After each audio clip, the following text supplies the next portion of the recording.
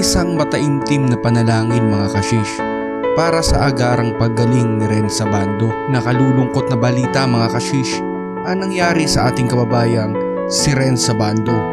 Sa hindi inaasahang pangyayari ay dumating na ang kinatatakutan ng lahat, ang ma-injury si Air Abando.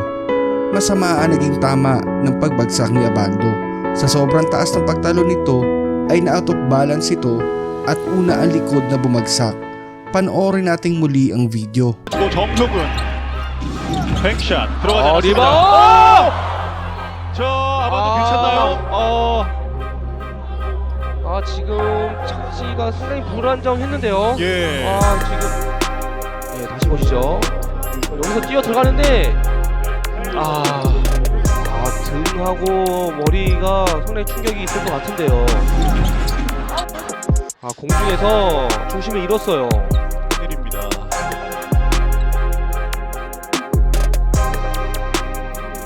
Sa nangyari ay maaaring isang buong season sa KBL si Abando mawala. Matagal-tagal na gamutan at pahinga ang kinakailangan nito para makarecover. Ang tanong, gaano katagal ito magpapagaling? Makabalik pa ba si Abando sa koponan? Ito na ba ang katapusan ng pinaghirapan nitong karera sa pagbabasketball? Kung makabalik na si Abando, mababago ba ng nangyaring injury niya ang kanyang husay sa paglalaro? Buo pa kaya ang loob nito sa pagiging athletic na manlalaro? At higit sa lahat, pagkatiwalaan pa kaya ito ng kanyang kupunan dahil sa natamong injury? Isa-isahin natin mga kashish ang mga lumabas na katanungan ng mga tagahanga ng ating magiting na si Renz Abando. I-comment nyo lang po mga kashish ang mga opinion ninyo. Simulan muna natin sa kung paano ba ito nangyari sa kanya. Unang matchup pa naman ito sa isa nating kababayan na si Alex Cabagnot na kamakailan lang ay pinili na ring maglaro sa KBL. Maganda pa naman ang matchup ng dalawa na nagpapalitan lang ng mga puntos. Kaya't heto, panoorin muna natin ito. 지금 상남구 알렉스 카바노 몸을 기울이면서 스크린 빠져나왔습니다. 자이탄 점퍼 정확합니다. 점인데 네. 지금은 카바노와 오누아프의 조금만 더 빨리 들어가면 카바노 림을 향해 돌진합니다. 네, 득점 좋아요. 성공. 알렉스 카바노 이번에 석점. 석점 노립니다. 좋아요. 밀어. 투맨 게임 오늘 성공률 좋거든요. 알렉스 카바노 들어갑니다. 다시 동점. 그리고 렌즈 아반도 우중간 3포인트. 좋아요. 자 여전히 시간이 남아있는 아반도 찬스예요. 라인 밟았습니다. 자 들어가나요? 좋아요. 들어갑니다. 렌즈 아반도 베이스라인 돌파 골밑 득점 성공. 쏩니다. 반대편 돌려주고 김진유 석점. Bago pa man ma-injury sa Abando, ay nakainitan pa nito ang Koreanong player ng kabilang team. Gigil na gigil kay Renz at talaga namang gustong sugurin. Syempre, hindi nagpasindak ang ating bida. Baka sila kayan, ngunit heto na nga at nangyari na ang ayaw nating lahat na ma-injury si Abando. Masama ang naging bagsak nito. Nauna ang likod, hindi agad ito nakabangon at nagpaikot-ikot sa sahig na namimilipit sa sakit. Buti na lang mga kashish ay hindi ito naitukod ang braso nito na pwedeng mabalian o madislocate pa at dumagdag sa injuring natamo. Sa kabilang anggulo ng video ay tila ang Koreano ang may kasalanan sa nangyari. Ngunit may lumabas na iba pang video sa ibang anggulo na tila tinulak ng import ng Goyang Sono Sky Gunners na si Chinano Onuaku, dating NBA player na naglaro sa Houston Rockets.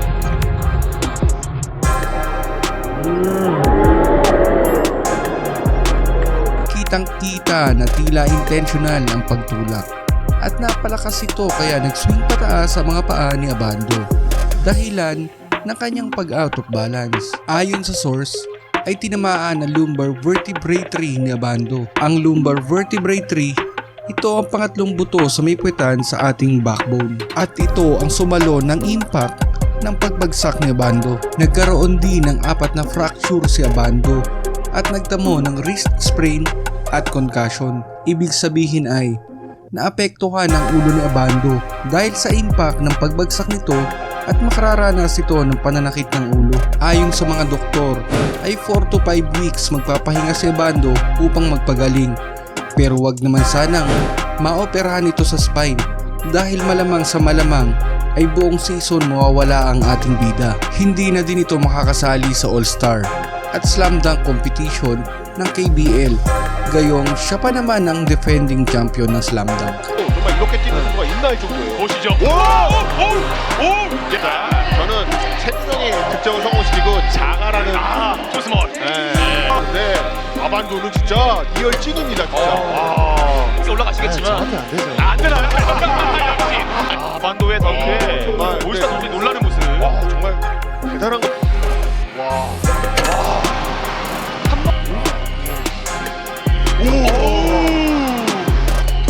마지막 5천 원 겨놓고 오. 마지막까지. 정말 대단하고 내년에는 최준영과 아반도의 결승을 한번 기대하겠습니다. 기대됩니다. 많이 기대. Samantala, dahil sa lumabas na ibang anggulo ng video ay inimbestigahan ng pamunuan ng KBL ang nangyari at dito ay naging malinaw sa kanila ang ginawang pagtulak ng import ng goyang. Pinatawan ng sanction si Onuaku ng $2,400 o halos 133,000 pesos kapalit ng isang katutak na injury ni Abando. Walang game suspension ito kaya napakarami nagpoprotesta sa ginawang parusa para sa import.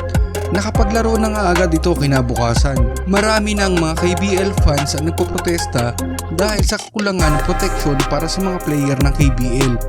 Magagaan kasi ang mga pinapataw na parusa sa mga aksidenteng gaya nito.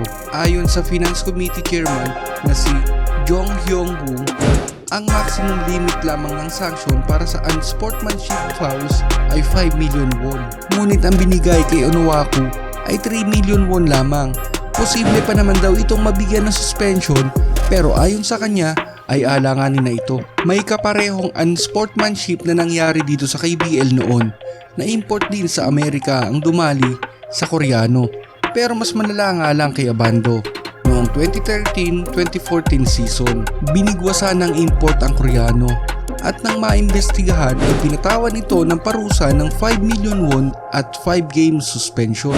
Samantala, ang ginawa kay Abando ay tila hindi makatarungan dahil sa injuring natamo nito. Para sa akin mga kashish ay dahil si Abando ay isang Pilipino at yung isa ay purong Koreano.